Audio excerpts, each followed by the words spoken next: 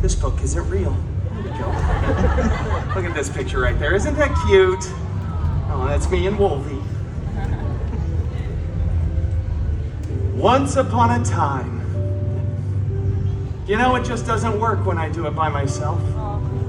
We should all say those words together. Ready? Wait for me to cue it. Follow the instructions. Come on. 1, 2, 3. Once upon a time. You see what happens when you follow directions? Once upon a time, Cinderpool lived in a big mansion with his step professor and step mutants.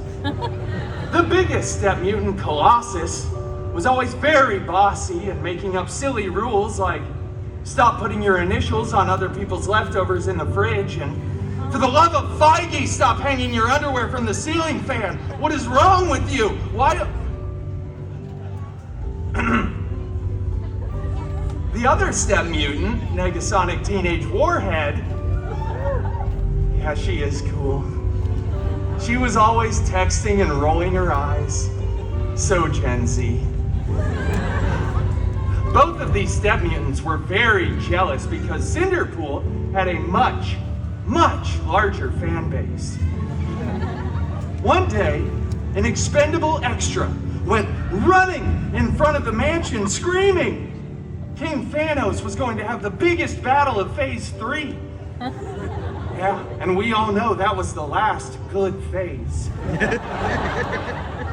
Cinderpool desperately wanted to go to the big battle, but Colossus said, "No. It is too dangerous, and Cinderpool is not a good part of the team." Colossus then ripped apart Cinderpool's favorite costume, and Negasonic blasted it with her mind powers. It was so cool. So Gen Z. So on fleek, no cap sigma. Cinderpool was crushed, and he was honestly really exposed, and he ran out onto the mansion grounds, stumbling for dramatic effect. But then he looked up, and he saw a golden sparkle circle begin to appear. And out of that sparkle circle stepped his very hairy god mutant, Wolverina.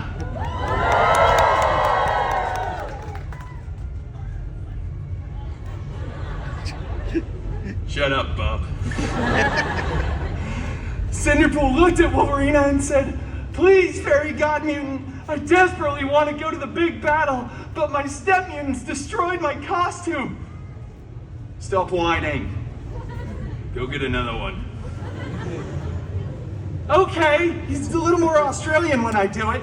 Cinderpool ran to the wardrobe department, grabbed a new, freshly laundered costume, put it on, and sprinted to the big battle. He was late because he had to stop and pay off some unpaid parking tickets. Los Angeles parking is absurd. But when he got there, the Avengers were winning. Captain America looked so cool. He looked around for his god mutant Wolverina, who was not there because Disney hadn't purchased the IP yet. But Cinderpool did notice that as the aliens were running away, on the stairs of their ship was a single glove. It was beautiful, gold encrusted with jewels. I think there were 6 of them, but that's not really important. And Cinderpool said, "I wonder who this fits," and put it on. Uh-oh. Wait for the rest of the story. After some buzzing, whirring, and clicking, that glove was a perfect fit. At that point, Tony Stark looked over and started screaming, "No! Take that thing off!" All the other Avengers started running too, and Tony's still over there going, "No! This is my sacrificial moment! I don't want to be in this cinematic universe anymore! Do not snap!" So of course, Cinderpool snapped. Both figuratively and mentally. Like, it's a whole big thing. Cinderpool snaps all the time. The physical snap, the mental snap. It's a big thing. People were disappearing, reappearing everywhere. It was very expensive for the VFX department. And eventually, Cinderpool stopped. Everybody was back. Except for the people that talk at the movie theaters. We didn't really want them to show up. They always ruin it. Cinderpool was the big hero. And at that point, all the Avengers tackled Cinderpool to the ground, ripped the glove off of his hand, and blah, blah, blah. They remade the movie years later. Tony Stark gets to be the big hero, and it becomes the most profitable film in the Feige universe, the FCU. Did I add a letter in that? But it was okay, because Cinderpool went on to start his own film franchise, which will create a trilogy of movies that will break box office records. Right.